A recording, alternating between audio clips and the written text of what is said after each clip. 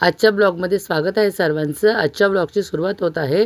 आम्ही जात होतो गोरेगावला अहिल्याबाई होळकर यांची 300वी जयंती उत्साह सोहळा साजरा करण्याचा निश्चय करण्यात आलेला आहे। त्या अनुषंगाने गोरेगावला आज महिला मेळाव्याचं आयोजन करण्यात आलं होतं। तर आम्ही निघालो होतो। वातावरण पण खूप छान झालं होतं। त्यानंतर आम्ही तिथे पोहोचलो। कार्यक्रम एका कॉलेजमध्ये होता, जगत कॉलेज गोरेगावमध्ये। इथे महिला येणं सुरू होतं। कार्यक्रमाचे पाहुणे यायला थोडा वेळ होता, तोपर्यंत सगळ्या महिलांचे इथे भेटीगाठी सुरू होत्या, गोष्टी सुरू होत्या। त्यानंतर बघ हळूहळू पाहुण्यांची सुरुवात झाली यायला। त्यानंतर सर्व महिला इथे बसल्या आणि कार्यक्रमाची सुरुवात झाली। आणि मुख्य कार्यक्रम असतो स्वागताचा। कार्यक्रमाचे पाहुण्यांचं स्वागत करणं खूप गरजेचं असतं।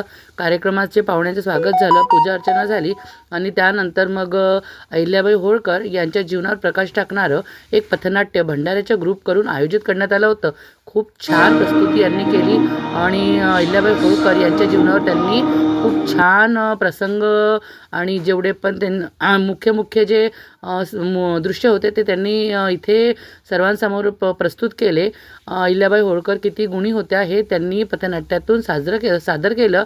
बघा अहिल्याबाई होळकर जेव्हा लहान होत्या तेव्हा त्यांनी कसे वागल्या आणि त्यांचा पूर्ण जीवनक्रम 20-25 मिनिटांमध्ये खूप छान उत्तमरित्या या लोकांनी मांडण्याचा प्रयत्न केला। लग्नाचं त्यांचं जे दृश्य होतं ते, त्यानंतर जे घडलं ते त्यांनी थोडक्यात पण उत्तमरित्या सादर करण्याचा प्रयत्न केला। बघा किती सुंदर वाटत आहे पथनाट्य। आपण प्रत्यक्ष पाहत असताना इतकं मन भरून इतकं छान वाटतं होतं। त्यानंतर जेव्हा अहिल्याबाई होळकर यांना त्यांच्या सासऱ्यांनी समजवलं, त्यानंतर अहिल्याबाईंचा विधवा झाल्यावरचा प्रवास खूप छान प्रस्तुत केला। खूप मस्त वाटलं अहिल्याबाई होळकर